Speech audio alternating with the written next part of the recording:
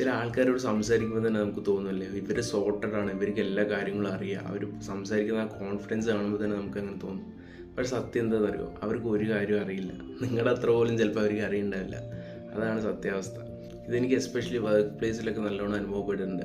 അതായത് ചില ആൾക്കാരോട് സംസാരിക്കുമ്പോൾ അവർക്കെല്ലാം അറിയുന്ന പോലെ സംസാരിക്കും. അതായത് അവർക്കെല്ലാം പക്കയാണ്, അവർക്കെല്ലാം ഫുൾ നോളേജ് ഉള്ള പോലെ സംസാരിക്കും. പക്ഷെ നമ്മളോട് ചോദിക്കുമ്പോൾ നമ്മൾ തപ്പിത്തടയും, അല്ലെങ്കിൽ നമുക്ക് ചിലപ്പോൾ ശരിക്കും പറയാൻ പറ്റില്ല. നമുക്കൊരു ഡൗട്ടാണ്, കാരണം ഇത് നമുക്ക് ഫുള്ളായിട്ട് അറിയില്ലയോ എന്നുള്ളൊരു ഡൗട്ടൊക്കെ ഉണ്ടാവും. പക്ഷെ അവർക്കും ഇത് ഫുള്ളായിട്ട് അറിഞ്ഞിട്ടൊന്നല്ല അവർ സംസാരിക്കുന്നത്. അതായത് നോളേജ് ഇല്ല എന്നല്ല ഞാൻ പറയുന്നത്. ചിലപ്പോൾ നിങ്ങളുടെ അത്ര തന്നെ അറിയുന്നുണ്ടാവുള്ളൂ, ചിലപ്പോൾ നിങ്ങളുടെ അത്ര പോലും അറിയുന്നുണ്ടാവില്ല. പക്ഷെ അതിലുള്ള വ്യത്യാസം എന്താണെന്ന് വെച്ച് കഴിഞ്ഞാൽ, അവർ പറയുന്നത് കുറച്ച് കോൺഫിഡൻസോടെ ആയിരിക്കും പറയുക. അതായത് ഇപ്പോൾ ഒരു കാര്യം ചെയ്യണമെന്നുണ്ടെങ്കിൽ ഓക്കെ, ഞാൻ ശ്രമിക്കാം, ഞാൻ ചെയ്ത് നോക്കാമെന്ന് പറയാണ്ട് അത് ഞാൻ ചെയ്യും, അത് ഞാൻ എന്തായാലും ചെയ്തിരിക്കുന്നു പറയും. പിന്നെ അത് ചെയ്യാൻ പറ്റുമോ ഇല്ലയോ എന്നുള്ളതൊക്കെ പിന്നത്തെ കാര്യമാണ്. പിന്നെ ചെയ്യാൻ പറ്റില്ല നമ്മൾ പറയും, ഇങ്ങനെ ഒരു പ്രശ്നമുണ്ട്, ഈ ഒരു ബ്ലോക്കർ വന്നിട്ടാണ് ചെയ്യാൻ പറ്റാത്തതെന്നൊക്കെ പറയാം.